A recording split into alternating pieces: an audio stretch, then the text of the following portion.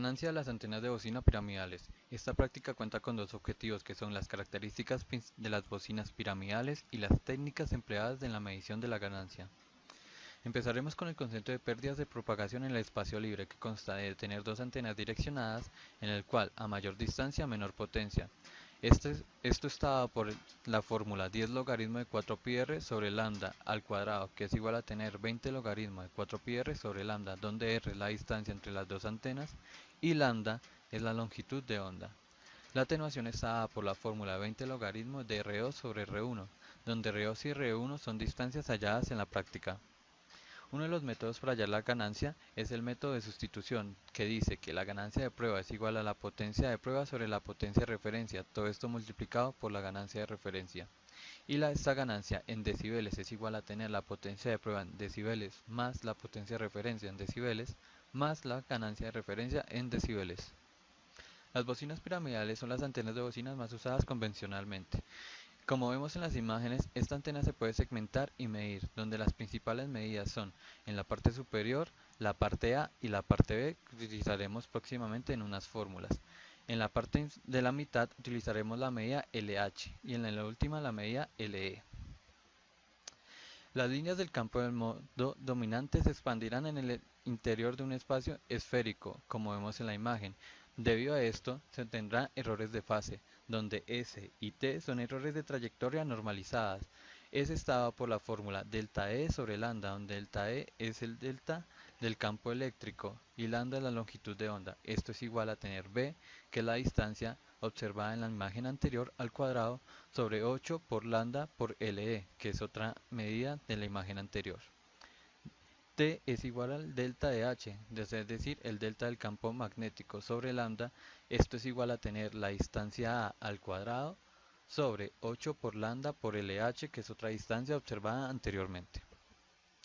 La ganancia aproximada de una antena de bocina piramidal está dada por 32 sobre pi por A sobre lambda por B sobre lambda por LE por LH, donde este LE y LH, como vemos, está escrita en mayúsculas debido a que es la pérdida debido a errores de fase causados por la forma acampanada de la antena de bocina piramidal. Esta ganancia en decibeles es igual a tener 10,08 por 10 logaritmo de A sobre lambda por B sobre lambda menos LE en decibeles menos LH en decibeles. Deseamos hallar la atenuación de la potencia recibida. Para este caso, como lo vimos anteriormente, la fórmula utilizada será 20 logaritmo de R2 sobre R1, donde R1 es de 80 centímetros y R2, como lo dice la guía, será 2 veces R1, por lo tanto 160 centímetros. Realizando los respectivos reemplazos en la fórmula, obtenemos 20 logaritmo de 160 centímetros sobre 80 centímetros, donde finalmente nos dará una atenuación de la potencia recibida de 6,02 dB.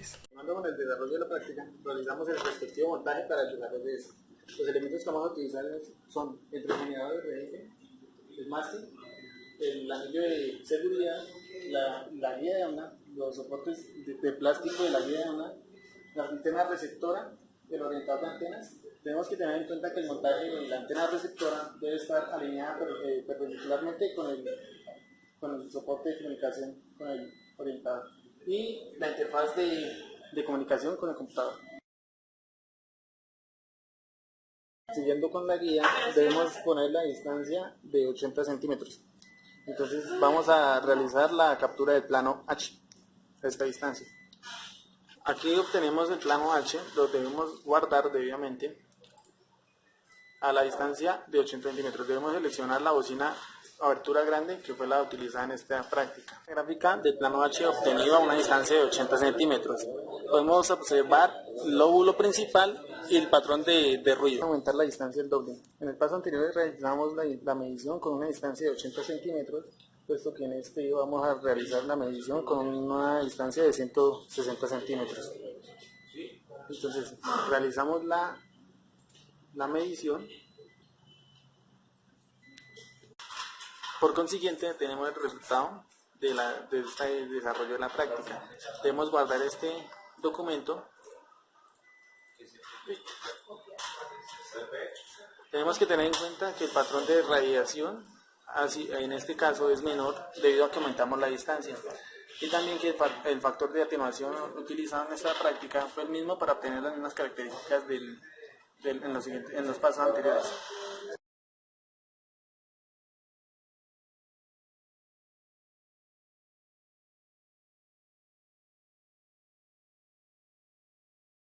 Lo principal lo obtenemos cuando la parte frontal de nuestra antena receptora se encuentra enfrentada a la guía de ondas.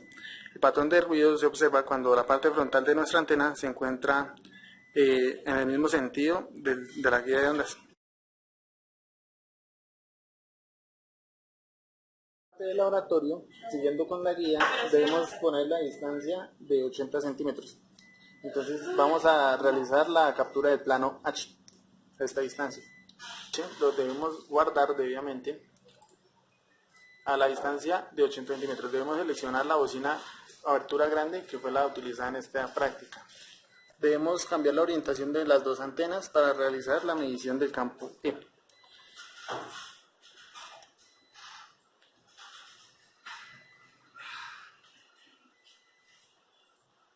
Guardar el plano E en el mismo documento del plano H para poder observar el diagrama de 3D. Seleccionamos la bocina de abertura grande y miramos el plano E. Como podemos observar, este es el diagrama de radiación que deseamos obtener. Esta flechita de color rojo indica la orientación del campo H y la flechita de color verde la orientación del campo E.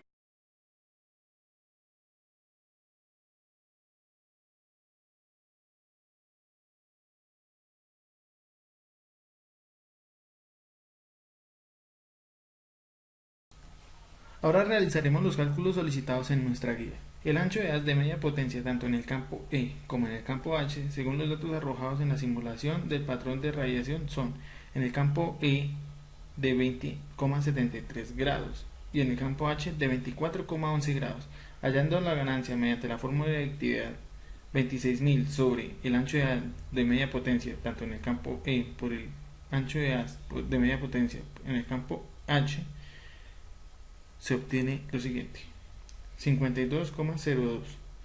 Convirtiendo esto a ganancia en decibeles, mediante la fórmula 10 logaritmo de la ganancia, se obtiene el valor de 17,16 dB. Anteriormente trabajamos con un valor de 26.000. Ese valor es constante debido a que es lóbulo de tamaño grueso a menos 3 dB. A continuación hallaremos la relación adelante-atrás. Para hallar dicha relación aplicaremos la fórmula lóbulo principal en decibeles menos el lóbulo secundario en decibeles. Según la medición realizada en el programa se obtuvieron los siguientes valores: lóbulo principal de 25 dB y lóbulo secundario de 17,5 dB. Reemplazando estos valores en la fórmula anteriormente mencionada, obtenemos 7,5 dB. Luego tenemos unas medidas LH y LE dadas por la guía, que son las siguientes: LH 11 centímetros, LE 9,4 centímetros. Posterior a esto tenemos que hallar las dimensiones A y B de nuestra antena. Midiéndolas con una regla obtenemos lo siguiente: A un valor de 9,5 centímetros, B un valor de 8 centímetros. Con relación a esto hallamos la longitud de onda, que está dada por la ecuación C sobre F, donde C es la velocidad de la luz, 3 por 10 a la 8 metros por segundo, y F, que es la frecuencia dada por la guía de 10,52 GHz, dando como resultado una longitud de onda de 2,85 centímetros. Veamos la trayectoria normalizada o parámetros ST. Para realizar estos cálculos cabe destacar que se van a reemplazar los valores con los resultados anteriormente hallados en el desarrollo de la práctica. Para el parámetro S lo realizamos mediante la fórmula d cuadrado sobre 8 por lambda por LE, dando como resultado 0,2986, y para el parámetro T aplicamos la fórmula a cuadrado sobre 8 por lambda por LH, dando como resultado 0,3598. Los valores anteriormente hallados tanto el parámetro S como el parámetro T, en la siguiente tabla podemos encontrar el valor del error para cada uno de los campos, tanto eléctrico como magnético. Entonces, con el parámetro S de un valor de 0,2986, nos paramos en esta posición y calcularemos el valor LE. Como podemos observar, al pararnos en 0,2986 aproximadamente nos da un valor de 1,8 dB, mientras que con el parámetro T podemos hallar el parámetro LH, donde una vez más parándonos aproximadamente en 0,3598 nos da un valor D cercano a un dB. A partir de estos valores, aplicando la fórmula anteriormente explicada de ganancia, 10,08 más 10 logaritmo de A sobre lambda por B sobre lambda menos LE en decibeles y LH en decibeles, reemplazando los valores obtenidos a lo largo de la práctica, tenemos como resultado un valor de 17 dB. Es conectar los dos acoples, uno dirigido al orientador y el otro al generador, y se procede a obtener el gráfico. Al realizar la obtención de la gráfica vemos que es de un círculo casi perfecto, debido a que al conectar los dos acoples juntos está recibiendo toda la potencia, es decir, una señal casi perfecta. Después de eso se procede a cambiar los acoples por una bocina piramidal y por la guía de onda, obteniendo así el siguiente montaje que se mostrará a continuación. Procede a tomar la gráfica con una bocina piramidal de abertura grande a la misma distancia. Podemos observar que al mantener la misma atenuación, la última gráfica obtenida da un nivel muy pequeño, así que utilizaremos esta vez el valor de la tabla, donde vemos que está ubicado a un nivel de menos 25,6 decibeles. Esto quiere decir que para obtener el valor de la potencia haremos una resta simple, 30 menos 25,6 decibeles, que da un valor de 4,4 decibeles, el cual será usado en la siguiente fórmula. Ya con las mediciones realizadas anteriormente de potencia transmitida PU y potencia recibida PREC de 25 decibeles y 3,35 decibeles respectivamente, hallaremos una ganancia experimental descrita por la fórmula G igual a 10 logaritmo de 4πr, donde R es la distancia que separa las dos antenas, menos 10 logaritmo de lambda más 0,5 por la potencia recibida menos la potencia transmitida. Dicho cálculo nos arroja un valor de 15,61 decibeles. Esta ganancia es experimental y comparándola con las anteriores ganancias teóricas halladas anteriormente, podemos observar lo siguiente. La ganancia con los valores LH y LE fue de 17 decibeles y la directividad aproximada nos arrojó un dato de 17,16 decibeles. Estos valores no son exactamente iguales, si observamos que son muy cercanos, donde podemos decir que fue causado debido a que es algo experimental y que es sensible a muchos cambios o errores por montaje o por conexión. Continuando con el desarrollo de la práctica, respetaremos una distancia de 1 metro, planteada por nuestra guía. Realizaremos los montajes respectivos para una antena de bocina de apertura grande y la de apertura pequeña, obteniendo en primer lugar para la bocina de apertura grande un diagrama muy similar a los obtenidos en los planos anteriores. Para la bocina de apertura pequeña, observamos que el diagrama bajo las mismas condiciones, tanto de distancia y nivel de atenuación trabajados anteriormente, es más pequeño y su lóbulo principal es mucho más pequeño, donde concluimos que maneja una potencia mucho menor, pero se destaca que su anchura o su grosor ha aumentado. Esto significa que el ancho del haz va a ser mucho mayor al de la bocina de apertura grande. Antena dipolo plegado de media onda y transformación de impedancia con válvulas. Esta práctica cuenta con dos objetivos principales, que son características de la antena dipolo plegado de media onda y el uso de los válvulas en transformación de impedancia. Iniciaremos por el concepto del dipolo plegado de media onda. Esta antena consiste en dos dipolos paralelos conectados formando un bucle estrecho de alambre. A continuación se ilustrarán las diferencias entre un dipolo estándar de media onda y un dipolo plegado de media onda. Como podemos observar, el dipolo plegado de media onda tiene la misma distribución sinusoidal de corriente en el alambre 1, excepto que el valor máximo en el centro es I0 sobre 2, en lugar de I0. La corriente sinusoidal cae a 0 en ambos extremos del alambre 1, luego aumenta nuevamente cuando el alambre 1 se transforma en el alambre 2. La corriente pasa por otro máximo en el centro del alambre 2. La distribución de corriente en un dipolo se puede expresar como I0 por el seno de 2pi sobre lambda por L medios menos Z, donde Z debe ser menor a L medios, y Z y L se ilustran en la primera figura. La potencia de radiación también es la misma, descrita por la fórmula que se puede ver a continuación, donde PO, ZO y EO son la potencia, impedancia y corriente del dipolo respectivamente. PP, ZP y P son la potencia, impedancia y corriente del dipolo plegado respectivamente. La adaptación de la impedancia. Para una transferencia de potencia óptima, la impedancia de la fuente debe ser igual a aquella de la carga. Para una transferencia de potencia óptima, la impedancia de la antena Z debe ser igual a la impedancia de la línea de transmisión o de la guía de ondas ZL.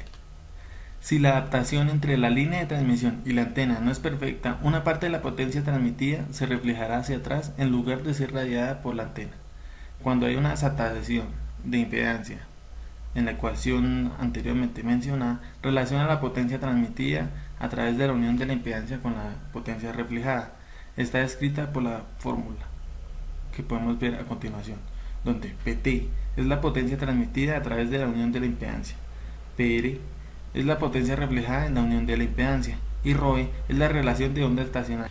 Cuando la adaptación es perfecta, es decir, las impedancias son iguales, no habrá onda estacionaria, ya que el ρe dará un valor de 1.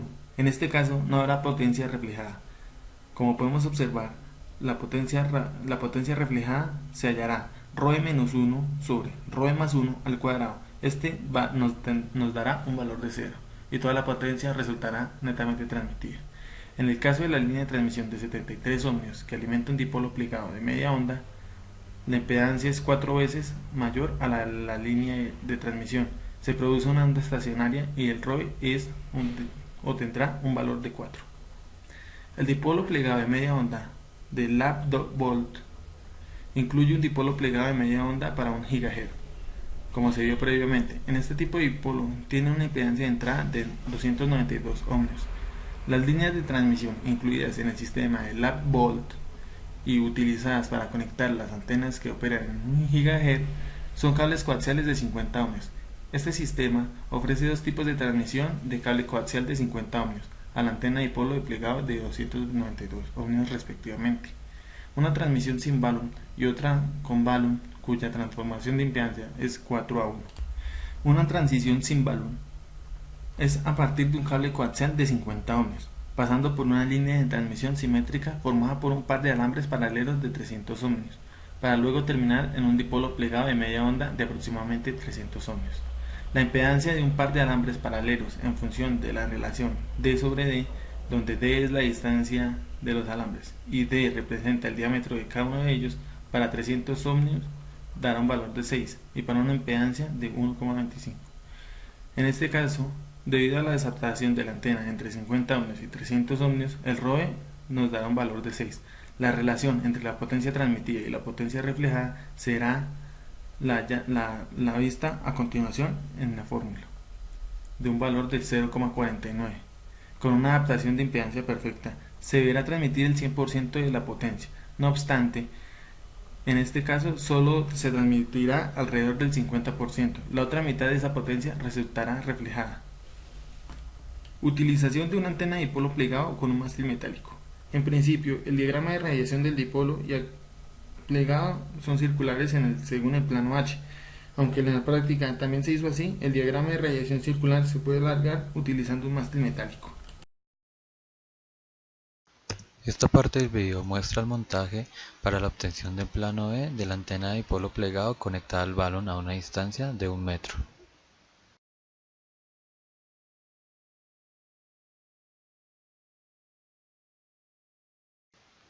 A continuación se muestra el montaje realizado para la obtención del plano H, todo esto a la misma distancia, 1 metro, y la orientación vertical tanto del dipolo plegado conectado al balón como la antena Yagi. Como vemos, la configuración de los dos es vertical y ya se realiza la obtención pertinente.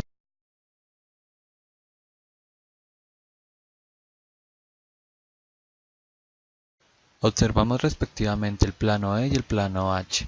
Como vemos, el plano H es casi un círculo completo y el plano E es casi muy similar al obtenido con la antena lambda medios.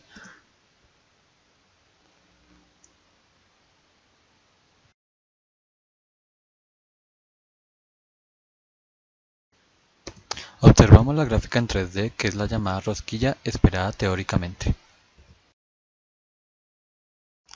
Después de haber obtenido los gráficos del plano E y el plano H, se vuelve a montar la configuración con polarización horizontal de la antena plegada con el balón conectado. Después de haber obtenido la gráfica anterior, se procede a montar el dipolo plegado a media onda, pero esta vez sin el balón, a la misma distancia, para obtener la gráfica siguiente.